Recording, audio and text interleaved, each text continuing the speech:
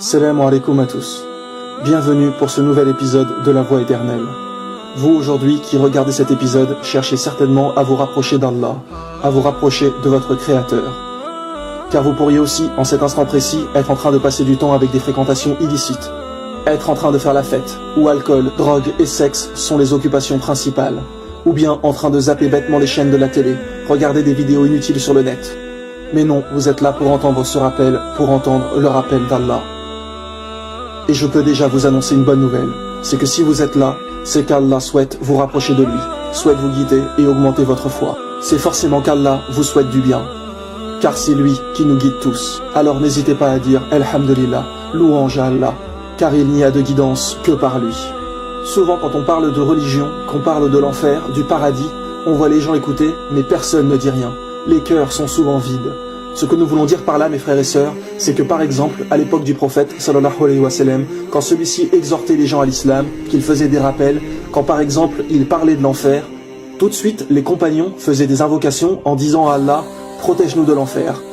Ils en avaient tellement peur et le craignaient tellement que tout de suite, ils imploraient Allah de les protéger de l'enfer quand celui-ci était mentionné. Quand le prophète parlait du paradis, tout de suite les compagnons demandaient à Allah d'en faire partie.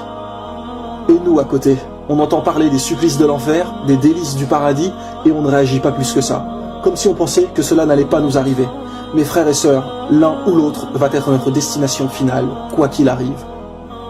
Comment pouvons-nous entendre ces rappels et ne pas supplier Allah de nous guider et nous conduire au paradis? Vous entendez des rappels, et juste après, c'est souvent reparti pour les péchés, etc. Croyez-moi, si c'est le cas, c'est que votre foi est bien trop faible. Après un rappel, surtout sur l'au-delà, sur votre éternel futur, la première chose que l'on devrait faire est d'aller prier. Mais non, après le rappel, on reprend bien souvent notre vie comme si rien ne s'était passé. Comment ça se fait qu'il n'y a pas une réaction en vous, un déclic? Votre cœur est tellement attaché à cette vie d'ici-bas que l'au-delà ne vous préoccupe même plus.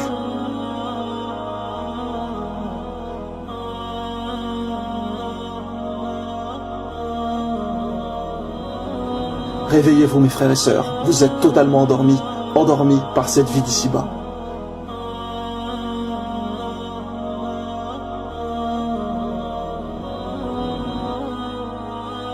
Je vais vous donner le conseil qu'a donné Abu Bakr, le meilleur ami du prophète, à Omar, un des plus proches compagnons du messager d'Allah également.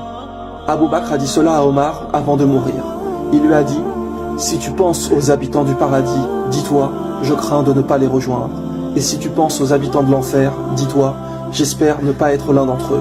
Ainsi, tu vivras entre la crainte et l'espérance. Tu ne seras ni satisfait de toi, ni désespéré de la miséricorde d'Allah. » Et ce conseil est vraiment puissant et très intelligent, mes frères et sœurs. Vivez toujours d'une manière à ne jamais être trop satisfait de vous-même et en même temps jamais désespéré de la miséricorde de Dieu. Car il y a des gens, dès qu'ils font une bonne action, ça y est, ils sont super fiers d'eux, ils le disent à tout le monde et pensent être sauvés de l'enfer. Et c'est là qu'on va remarquer le degré de foi des personnes. La personne pieuse ne va jamais cesser de faire des bonnes actions et ne va jamais être satisfait d'elle, contrairement à la personne qui a une foi faible, qui va se combler tout seul dès la première bonne action. Mais l'au-delà se rapproche, mes frères et sœurs. Restez modestes et faites le maximum de bonnes choses pour l'après-vie. Car chaque pas de cette vie d'ici-bas marquera jamais votre vie dans l'au-delà. Chaque pas de cette vie d'ici-bas marquera jamais votre